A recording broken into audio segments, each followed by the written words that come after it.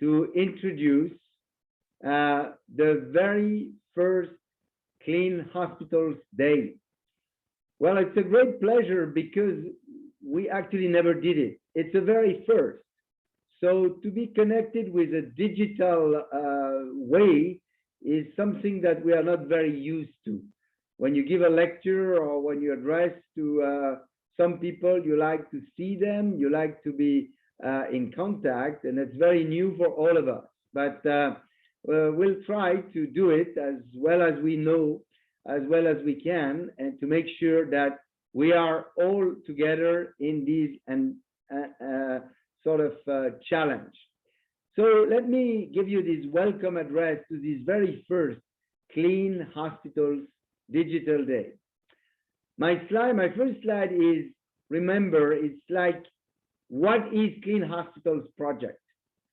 Clean Hospitals was created and launched at Interclean 2018 in Amsterdam. So a little more than actually 2 years ago. This project is a coalition of international stakeholders who actually work explicitly to promote and support healthcare environmental hygiene through several actions: research, publications, participation in conferences and events, education and training, and specialized working groups, as well as journal clubs. Our mission is to reduce the burden of healthcare-associated infections all around the world by improving environmental hygiene practices. Clean Hospitals brought together academia and industry to champion the science, the best practices, and evidence-based solutions, create a network where project members can exchange and collaborate, and create a platform from which to bring together healthcare environmental hygiene into the spotlight. And that's very important to have it into the spotlight the same way we did it for Clean Hands, starting actually in 1994, 1995 in Geneva, so several years ago. And I think this is really key. Why Clean Hospitals? Why do we need such a project? Well, the healthcare environment remains a major gap in infection prevention and control. We need to address silos and fragmentation in the field. In the field of environmental healthcare, there are many silos and fragmentation is obvious. We need to sort of address this. The healthcare environment is important for patient safety, and this is very clear that it participates in patient safety and the safety of patient care that we can provide to our patients. We need more and better research, and together, I'm convinced we can do better. But we don't need to wait for those studies to be published to start making healthcare environmental hygiene a priority now and from today, I would like to say. So that's why this is very important for all of us to meet together in this platform and to celebrate this Clean Hospitals Day. Now, I choose to sort of look at misinformation and COVID-19 for you because misinformation was something that we all were sort of upset of. We all were the victims of this misinformation, in particular at time of COVID. So let's look at what Clean Hospitals sort of thought and did over this past time. I won't have time to discuss everything, but understanding fake news, I decided to speak about the environment and to the vaccine hesitancy. Well, what defines misinformation and fake news? Well, authenticity and intent are extremely important.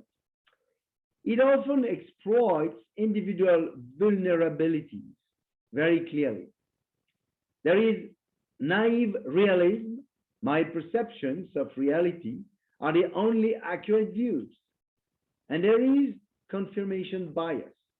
I prefer to receive information that confirms my existing views. And that's a very, very current attitude. And this naive realism, as well as confirmation bias, together will drive you and drive us into the easy misinformation and fake news that we are all surrounded with and we all have to face today. Fake news spreads differently. Let me tell you, fake news spreads very, very fast. They propagate differently from real news, even at early stages of spreading. This is a regular paper published. You can see here this summary. And without entering into the details of the paper, it really looks at the way fake news spread, or misinformation or information spread. If you look at the different graphs that I've shown, and if you concentrate on the right-hand side of the graph, you see in red the way those fake news probability of spreading is illustrated. In red, the fake news, in green, the real news. And you can see that there is a difference between real news and fake news.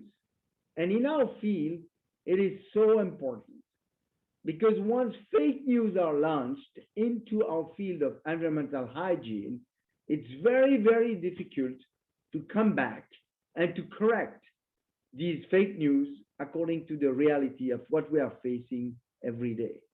So this is something that is very important, and we had to fight to all the year 2020 and 2021 up to now.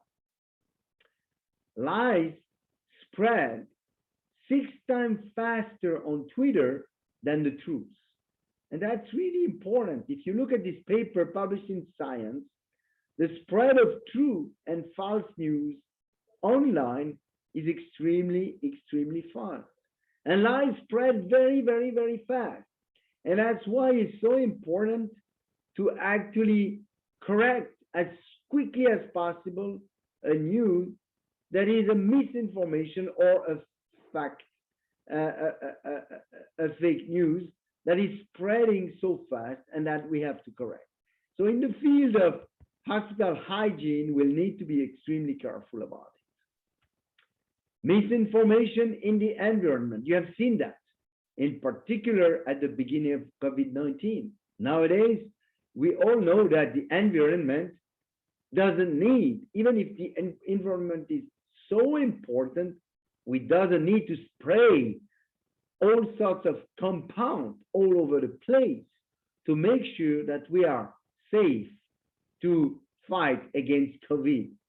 But at the beginning, remember, we had this spray of all sorts of elements in the environment because of the sort of anxiety, because of the fear against COVID-19. The hygiene hypothesis, are we too clean, is a very important question. We had to fight overuse of hand sanitizer and antibacterial soaps will lead to an increase of MRSA. We could read it. We had to fight it. Those hand sanitizer weaken our immune system. A doctor weighs in. Another misinformation / fake news. False claim like overuse of hand sanitizer and soap will lead to bacterial infection. Overuse of face mask will weaken your immune system. All of these is wrong, as you know, but all of these deserve all of us to be extremely careful and to react whenever it would be necessary to react. Now, masking, inappropriate face shields and incorrectly worn masks remain ubiquitous. People in everyday situations do not need N95 respirator, which cannot correctly, cannot work correctly without fit testing, as we all know, fit testing being so important in the appropriate use of an N95 respirator. So all of these is in the field of infection prevention and control. And we need to address those issues. We need to react to those issues, which means that we need to anticipate for those issues. We need to prepare good education material, strategy, and technique so that we could actually anticipate and prevent for those misinformations and those fake news to actually be generated. So here about vaccines. Those who fail to learn from history are doomed to repeat it. George Santayana and Sir Winston Churchill here on these images. And this cartoon that is telling you that, yes, misinformation is really a danger, and it is a danger for public health. It is a danger to actually have people who wrongly understand the value of vaccines and will not use them appropriately. Misinformation and COVID-19. Here is a figure that is showing the percentages of individuals around the world who agree that vaccines are safe. And you see, Eastern Europe is a figure that we could worry about, because as you can see, the total of agree and disagree and is actually very important in this part of the world, as to compare all the way down to what we measure from South Asia, which is certainly better prepared to actually go ahead with this type of public health and prevention strategy all over the world. So importantly, there's misinformation and fake news around COVID-19 is something we'll have to continue to work with, but also we'll have to anticipate for the new problems or for the mistakes that may appear in our environment, so that we could fight and actually continue to react or make people react in the appropriate way to all those misinformations or fake news. Tools to fight misinformations are many, and I will end up this part of my talk on these. Traditional and social media are different. We need to work with traditional media. We need to learn how to work with social media. Schools and education are extremely important to fight against fake news. Government policies, and you know that the European Union is currently building up strategies against fake news and misinformation. Examples such as COVID Pass are important to work with, and social pressure is something that we need to work on and to be prepared. Let's come back now to Clean Hospitals research agenda, because this work on fake news was not actually at the beginning in our research agenda, but we had to fight against those tools and go against those problems from the beginning. In our research agenda for Clean Hospitals, we are finalizing the healthcare environmental hygiene self-assessment framework in collaboration with stakeholders and partners. Implementing the healthcare environmental hygiene self-assessment framework as a global survey on a medium and long-term range. This afternoon, we'll speak more about these. Developing tools and making them available to institutions all over the place to address the element of the healthcare environment hygiene self-assessment framework that their institution needs support in. Very, very important. Second part of the research agenda, developing and teaching modules for improving healthcare environmental hygiene programs for high and low resource settings. Further develop the transposable model toward excellence in hospital environmental hygiene.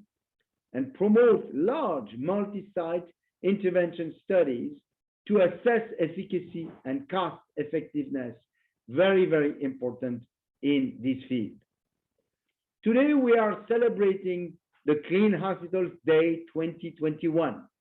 Our main objectives are raising awareness, spreading the word, and educating.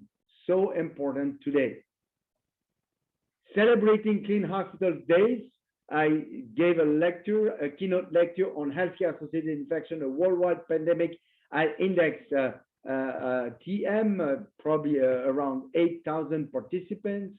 I'm now involved, and we are all involved in the first Clean Hospitals Digital Day, and I will be lecturing at the Weber teleclass why environmental hygiene is more important than ever tonight at the Weber class for the Americas. We are launching Clean Hospitals posters, new posters that you can see here on the screen, summarized to help you understand risk zones in healthcare facilities, to help you to handle risk zone, and when risk increases, frequency of cleaning must rise. And these are very simple concepts that we need to continue to develop. We have developed this poster about transmission in healthcare, a triangle between the host, the pathogen, and the environment, which is something that we all know, but we need to repeat these all over the place. Other posters include the Sinner cycle, this concept to remind people about time, chemistry, temperature, and mechanics that made environmental healthcare hygiene so important. And with cleaning a plate or cleaning a surface that varies according to the technique, the mechanics could be more take more time in such a situation where you will be using these or that component or chemistry, these or that temperature, or these or that technique. And this is just a generic explanation, but we will continue to develop this type of education tools in order to have environmental health care teams that are taking care of the environment in healthcare facilities to develop strategies and be well received and well educated. This is one of our main missions to improve education in the field. So spreading the word on social media is very important.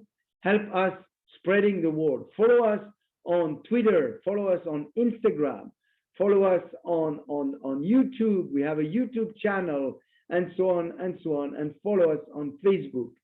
Today, use the hashtag Clean Hospitals Day, Clean Hospitals, and eventually Clean Hospitals, then adding Digital Day, so that we can all follow each other in this field. I would like to thank the Clean Hospitals partners. They are indicated here on this slide. All those partners are in the adventure almost from the beginning for most of them, I would say from the beginning for almost all of them, and some of them have been joining us over the past recent months. This is very good. We will continue to have more and more sponsors and partners to participate into this Clean Hospitals initiative. Now, I would like to review with you the Digital Days program for today in the next coming 10 minutes.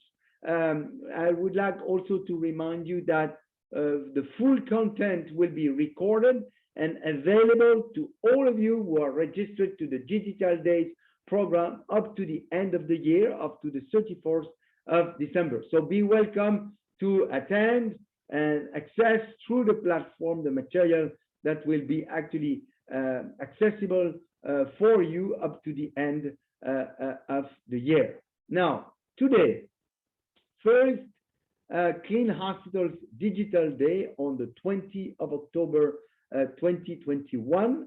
After my opening address, we will have the first session, Cleaning and Disinfection in Healthcare Setting. Then there will be a short 10-minute break. Then we'll have a second session, virucidal efficacy. Then we will have a break and the possibility to visit booths and do networking in the system on the platform, as well as follow the sponsored session by SET. I will come back on the program later. Then from 4 to 5, there will be the Saraya sponsored sessions. We'll come back on the program later. And then from 5 to 6, there will be the third session, which is entitled COVID and Healthcare Environmental Hygiene Perspectives for the Future. The next slide shows you the Clean Hospitals Digital Day program in details. Following the opening address that I'm giving now, there will be the cleaning and disinfection in healthcare settings, moderated by Alexandra Peters from Geneva. The first speaker will be Oyan Assadian, key component for good cleaning practices in healthcare. Thank you, Oyan, for your commitment. The second speaker will be David Colfie from the US, sustained improvement in hospital cleaning through a novel education program. Thank you, David, for your commitment. And then there will be time for a live discussion. Then at 2:55 Geneva time, we'll have the next session, session number 2, entitled Virucidal Activity, moderated by my friend and colleague Pierre Parnex from France. And Ellie Richard will address the issue, the European tiered approach for virucidal efficacy testing. Very important topic that I encourage all of you to follow. Virucidal activity being such an important parameter and issue. We'll then have a live discussion all together. Then at 3:40, from 3:40 to actually 4, we'll have the so-called SET session, entitled How Data-Driven Solutions Support Better Hygiene and Efficiency in Healthcare Cleaning, a very important session that I'm looking forward to follow, followed by a live discussion. Then from 4 to 5, there will be the Saraya Symposium. I will show you the program in my next slide.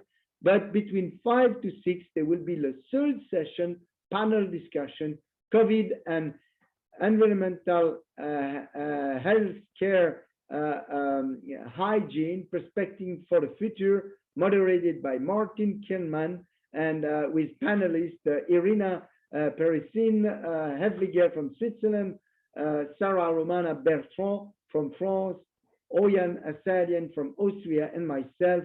Thank you very much to the participants to this session. I will now look with you at the Saraya session from actually 4 to 5. I will be introducing this session entitled Hand Hygiene Challenges in the Community and Healthcare Settings During COVID-19, Alcohol-Based Hand Rub as a Game Changer. The first speaker will be Pierre Parnex from France. He will address the issue, use and perception of alcohol-based hand rubs in the community and healthcare settings. You all know that we have been using a lot of those alcohol-based hand rubs all over the place, in the hospital, but not only in the hospital, also in the community as a large sort of endorsement. The second speaker will be my friend and colleague, Fernando Bellissimo Rodriguez from Brazil, and he will be revisiting the question, are alcohol-based hand rubs efficacious against COVID-19? How about quality control and cost effectiveness? A very important issue.